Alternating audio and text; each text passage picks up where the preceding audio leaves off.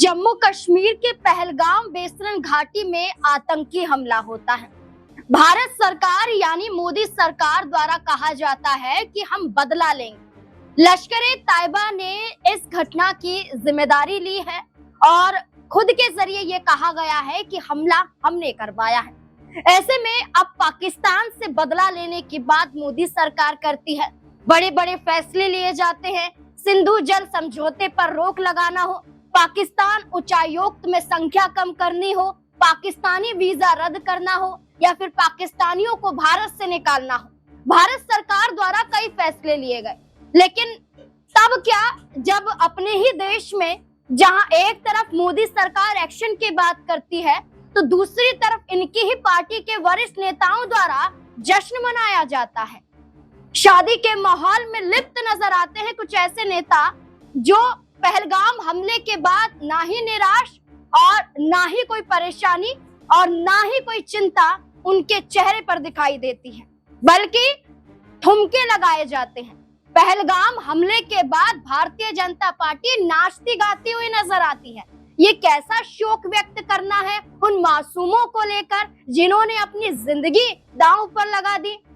आखिरकार ये कैसा बदला है जहां पाकिस्तान को मुंह तोड़ जवाब देने की बात की जाती है, लेकिन अपने ही देश में रहकर भारतीय जनता पार्टी के वरिष्ठ नेता और मध्य प्रदेश में विधानसभा स्पीकर नरेंद्र सिंह तोमर अपने ही बेटे की शादी में कई सेलिब्रिटीज बुलाते हैं और माहौल खुशनुमा दिखाई दिया जाता है।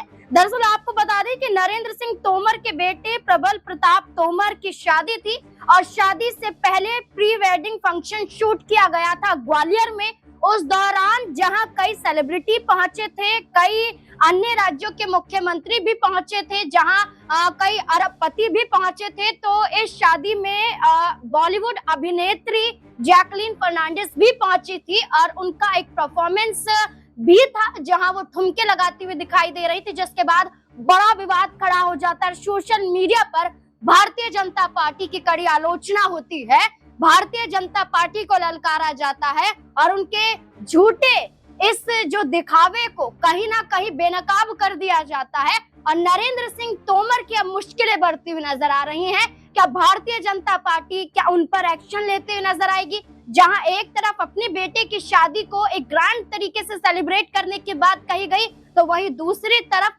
पहलगाम में हुए आतंकी हमले के बाद भारतीय जनता पार्टी के जरिए प्रधानमंत्री नरेंद्र मोदी चेहरा उतार कर ये दिखाते हैं कि हमें कितनी चिंता है अपने देशवासियों की। इस पूरे मुद्दे को लेकर आप क्या कहेंगे? क्या वाकई भारतीय जनता पार्टी झूठ बोलती है?